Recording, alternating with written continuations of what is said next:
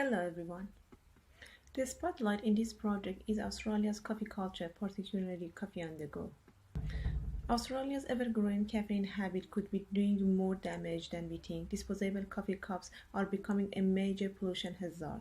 The destructive consequence of this daily habit on the environment, especially on the marine life in Australia, is the aim of this project, to find a design solution in order to change Australia's daily habit of using takeaway coffee cups to using keep cups. Many artists and companies have started to inform people about the impact of waste production on the environment, such as Julian Clavijo, who has a household name for his graffiti in Australia. One of his artwork, considered as a public moral artwork called Global Warming, is an illustration of important role of economy, politics, and above all young individual in saving the world. To explain his artwork, he says, leaving a better planet for our children. What if we also leave better children for our planet? Another example is HD's campaign called Break Down the Beast, a sculpture made of more than 2,000 plastic bottles to raise awareness of the consequence of plastic bottles consumption. Both artworks demonstrate the importance of the role every individual plays in keeping the planet alive. Both case studies were kind of public art, but what is behind of displaying all of this art in the public? Why public art matters? Cities gain value through public art. It provides an intersection between past, present, and future, between disciplines and between ideas. Public art is freely accessible. It is a great way to establish a dialogue with city dwellers, companies, politics, and whoever form the future. The most advantage of public art is that it is the most visible and accessible art form. So to make a connection with our audience, our design should be displayed in the public area. The reason behind this decision has twofold. First is what we talk about the importance of public art. Second is that one of the most important factors in shaping habit is environment. In Atomic Habit, James Clear illustrates 4 steps a habit is shaped, including cue, craving, response, and reward.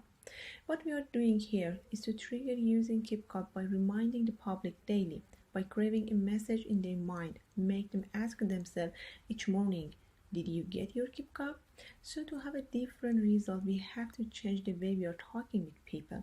Instead of showing them constantly the result of their destructive habit, we need to teach them to change the system of their habit to get the result we want. In other words, we should make an identity-based habit to make sure that using Keep Cup is not an option but also a culture. The user of paper coffee cups are mostly university students, and all those have to get to work in the morning and want to enjoy their coffee on their way to work. As they are in a hurry to work, do not have enough time. So to grab their attention, we must make the message direct, fast, clear, and easy to understand. My design solution for the problem is kind of interactive poster which is displayed on digital billboard on the eye level. The reason behind it is the persuasiveness and being accessible. When something is in the eye level of audience, they connect and engage with it more than when it is out of sight. Bus stop, train station, and wherever people wait for a short time is our target. By passing people or standing in front of the billboard, the display will start working, showing the conversation of Mr. and Ms. Keep Cup with the person who stands there. This method will attract attention and also avoid general talking. It's a way to talk directly with people. But who is Mr. and Ms. Keep Cup? Mr. and Ms. Keep Cup does not have a gender. It is characterized friendly, nice, and quite like a child. Its childish character also is a way to connect with adults to bring out their sense of protection. Mr. and Ms. Keep Cup is an entertaining way of interaction with audience. The character will appear on a screen and start talking with informal language. It will get angry, happy, thankful, exactly like a human. The character will work like a reminder, laugh with audience, warn them, and give them advice. So, when people on a daily basis talk with this character on their way to work, they will start to be its friend by using their Keep Cups. They will feel guilty if they use paper cups when they run into Mr. and Ms. Keep Cup. The boldest aspect of emotional design in my design solution is visceral. as the solution is going to connect with audience emotionally.